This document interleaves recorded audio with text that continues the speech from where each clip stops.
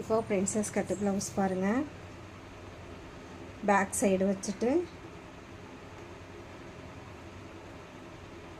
நமக்கு எந்த அளவு இருக்கோ இதெல்லாம் அப்படியே குறித்து எடுத்துக்கணும். ஃபஸ்ட்டு எடுத்துட்டு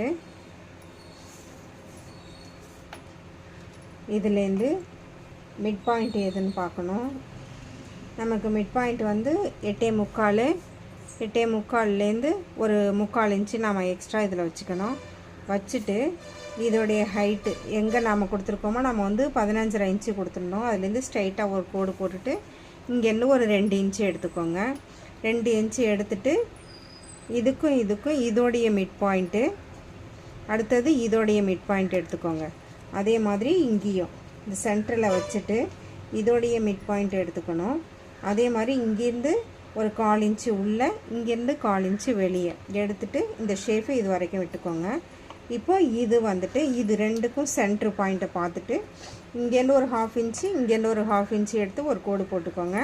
கோடு போட்டுட்டு இது ரெண்டுக்கும் சென்ட்ரு பாயிண்ட்டு எடுத்துகிட்டு இது ரெண்டுக்கும் சென்ட்ரு பாயிண்ட்டு இங்கேருந்து ஒரு 1/4 இன்ச்சு எடுத்து இந்த வளைவு கொடுத்துக்கோங்க. கொடுத்துட்டு இப்போது இங்கே வந்து 1 இன்ச்சு போதும்.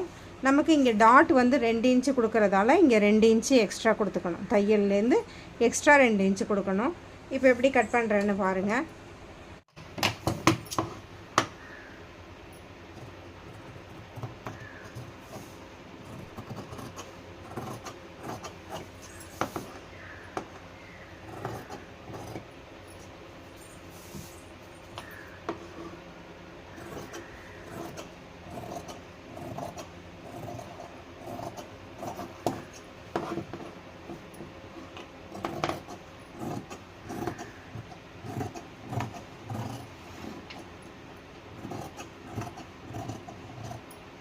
இங்கேருந்து ஸ்ட்ரெயிட்டாக தான் கட் பண்ணணும்.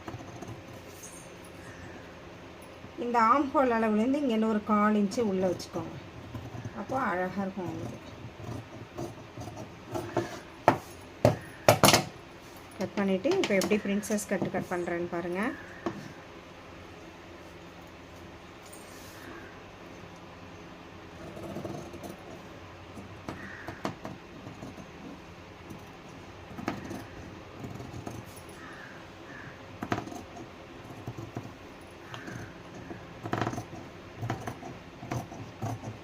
கட் பண்ணிவிட்டு இப்போது இந்த அளவு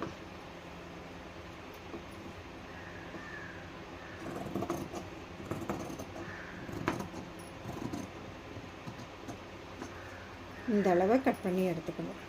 இப்போது இதுலேருந்து ஒரு 1/2 இன்ச்சு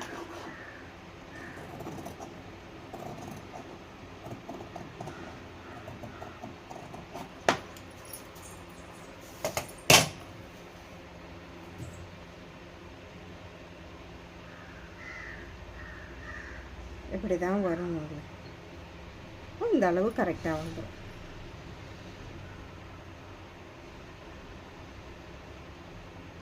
இது மாதிரி தைச்சி பாருங்கள். தைச்சி பார்த்துட்டு எப்படி இருக்குன்னு எனக்கு கமெண்டில் சொல்லுங்கள். நன்றி, வணக்கம்.